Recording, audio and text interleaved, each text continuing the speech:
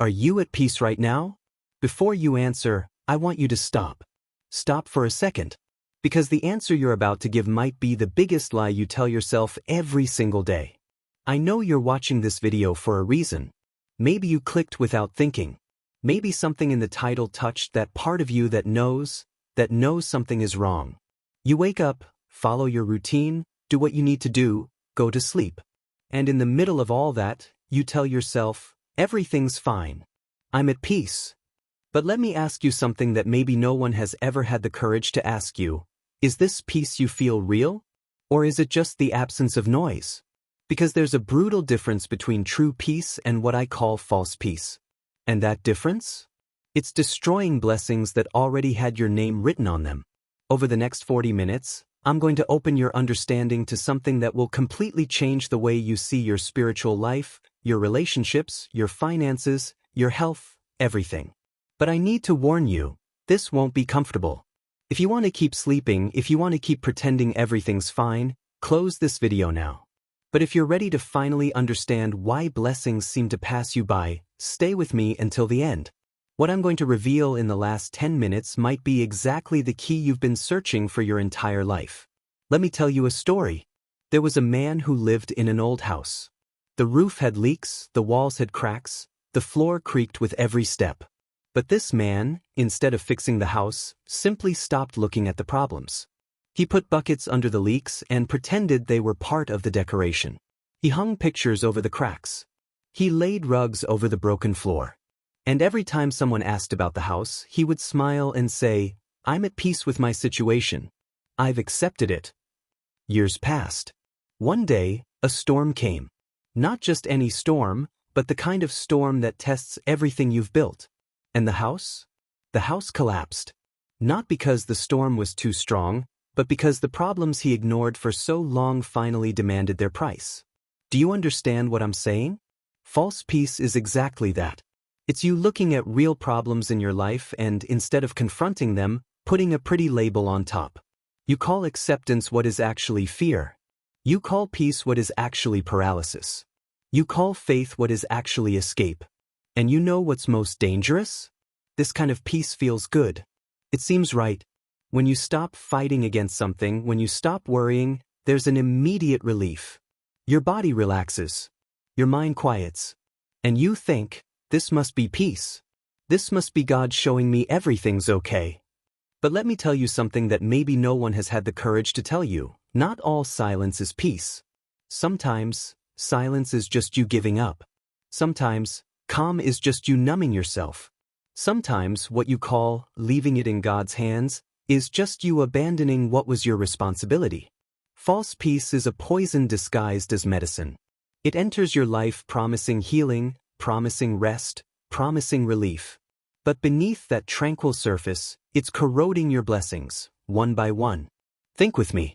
How many times have you accepted a situation that deep down you knew needed to change? How many times did you say, everything's fine, when your spirit was screaming that it wasn't? How many times did you confuse resignation with spirituality? I know this hurts to hear. I know part of you right now wants to close this video and go back to that comfortable feeling of peace you've built. But if you're feeling this discomfort, that's good. It means something inside you recognizes the truth. True peace doesn't numb you. True peace strengthens you. True peace doesn't make you ignore problems. It gives you courage to face them. True peace isn't the absence of conflict. It's the presence of purpose even in the middle of conflict. And here's the brutal truth you need to understand. As long as you're embracing false peace, you are literally blocking the channel through which your blessings should flow. You're building a dam in the river of your prosperity. You're locking the door that should be open. Now I need to be specific. Because false peace doesn't arrive in your life announcing what it is. It comes in disguise. And you need to learn to recognize these disguises if you want to break free. The first disguise is spiritual conformity. This happens when you use spiritual language to justify your inaction. You say things like, God is in control, so I don't need to do anything. You say, if it's God's will, it will happen. You say, I surrender it to the Lord's hands. And look, these phrases aren't wrong in themselves. The problem is when you use them as an excuse not to act, not to change, not to grow. Let me give you an example. Imagine a person who's in a job that drains their soul, that pays poorly, that has no future. Every week they leave there destroyed. Every night they cry into their pillow.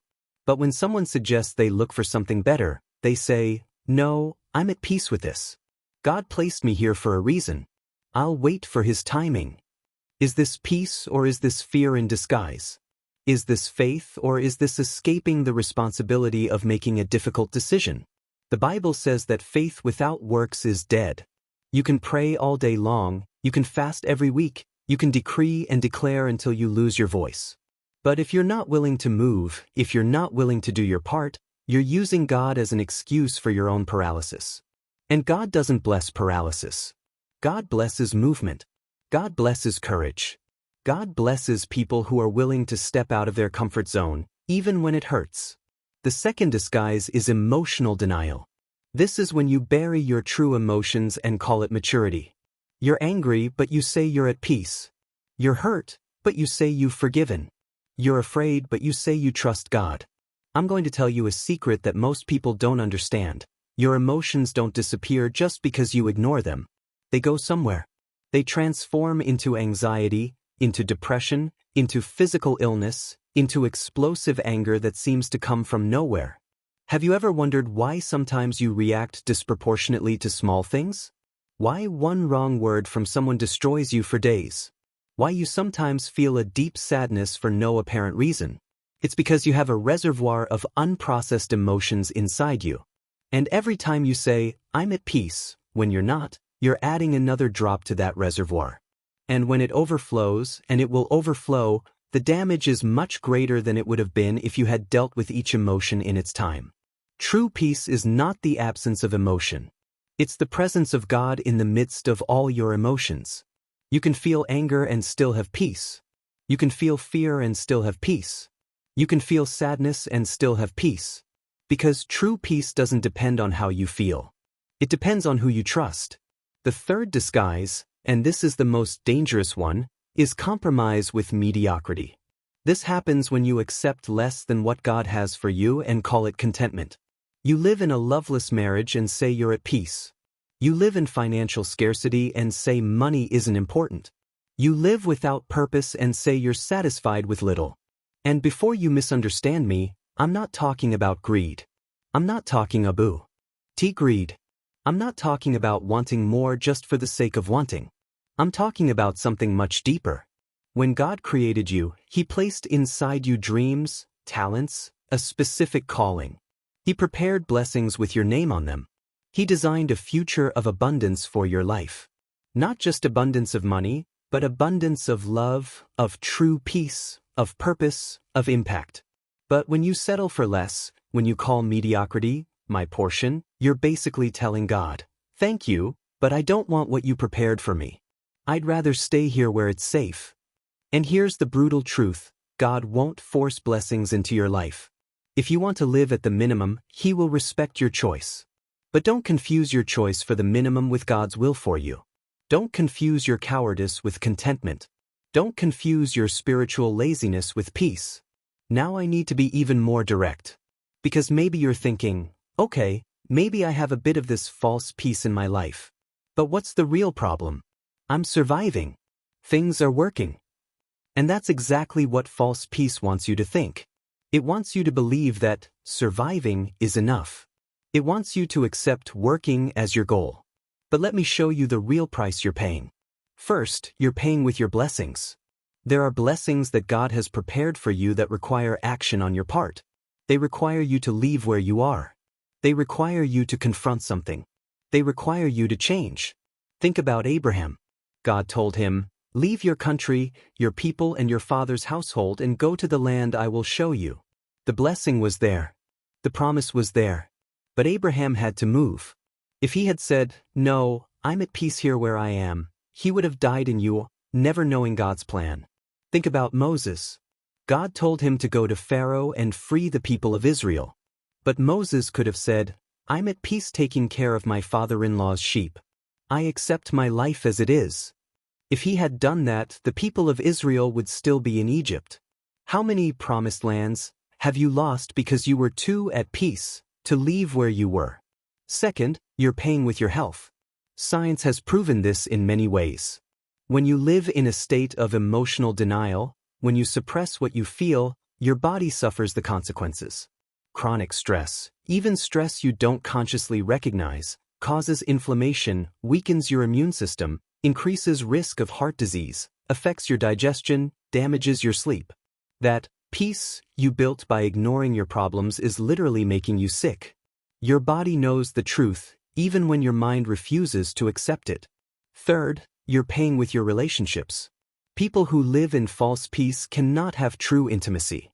Because intimacy requires vulnerability. Intimacy requires honesty. Intimacy requires you to show who you really are, not the at peace version you've built for the world to see. When you hide your true emotions, when you pretend everything's fine when it's not, you create distance between you and the people you love. They sense something's wrong, but they can't reach you. You become an island. A peaceful island, yes, but a lonely island. And fourth, the highest price of all, you're paying with your purpose. You came to this world for something greater than just existing. You were created to impact, to transform, to leave a mark. But fulfilling your purpose requires confrontation. It requires you to face your fears, your limitations, your wounds. Every time you choose false peace, you're choosing a small life. A safe life, yes. A life without great pain, perhaps. But a life without great achievements too. A life without legacy. And when you reach the end, when you look back, you won't regret the times you tried and failed. You'll regret the times you didn't even try. The doors you didn't open. The risks you didn't take. The truths you didn't face. This is the price of false peace. And you're paying it every day, even without realizing it. But I didn't bring you here just to leave you in despair. I brought you here because there is an alternative. There is a peace that isn't false. A peace that doesn't block your blessings. A peace that propels you instead of paralyzing you. And I need you to understand the difference because your life depends on it. True peace is not the absence of problems. It's the presence of certainty in the middle of the problem. It's you looking at the storm and knowing, in the depths of your being, that you're going to make it through. Not because you're strong enough, but because the one who is with you is greater than any storm. Jesus sleeping in the boat during the storm. That's true peace. It wasn't because the storm wasn't real. It was because he knew exactly who he was and what he could do. True peace allows you to feel your emotions without being controlled by them. You can be afraid and still act with courage. You can feel pain and still move forward. You cannot have all the answers and still trust the process. And here's the crucial difference. True peace comes after you face the truth, not before. False peace says, ignore this and you'll have peace. True peace says, face this and on the other side you'll find peace. False peace is before the battle. True peace is after the victory. False peace is running away. True peace is walking through. When David faced Goliath, he didn't have peace beforehand. He had fear, he had doubt, he had an entire army telling him he was going to die. But he faced it. And after the stone hit the giant's forehead, after the impossible happened, then came the peace. When the 3 Hebrews were thrown into the fiery furnace, they didn't have peace beforehand. They didn't know if they would come out alive. But they said, our God can deliver us. And even if he doesn't, we still won't bow down. And when they came out of the furnace without even the smell of smoke, then came the peace. True peace is a fruit. It grows after you plant the seed of courage, of obedience, of faith that acts. And you know what else? True peace coexists with discomfort. You can be uncomfortable with a situation and still have peace. You can be bothered by injustice and still have peace. You can be fighting for change and still have peace. Because true peace isn't about your circumstances. It's about your foundation. It's about knowing that, no matter what happens, you're in God's hands. And God's hands are the safest place in the universe, even when that place leads you into the middle of battles. So how do you get out of false peace and enter into true peace? I'm going to give you the path. And it's not an easy path, I warn you. But it's the only path that works. The first step is brutal honesty with yourself. You need to stop now, today, in this moment, and ask yourself the hard questions. In what areas of my life am I pretending everything's okay? What am I avoiding confronting? What emotions am I burying? What truths am I ignoring? Don't rush this step. Get a piece of paper, right? Let everything come out that you've been hiding even from yourself. This is the first act of courage. The second step is accepting responsibility. You may have been hurt by other people. You may have experienced injustices. You may have every reason in the world to be where you are. But still, the decision to leave that place is yours. No one can do it for you. Not even God will do it for you. He'll give you strength, He'll give you direction, He'll walk beside you. But the steps are yours. Stop waiting for someone to save you. Stop waiting for circumstances to change on their own. Stop waiting for the right moment. The right moment is now. It's always been now.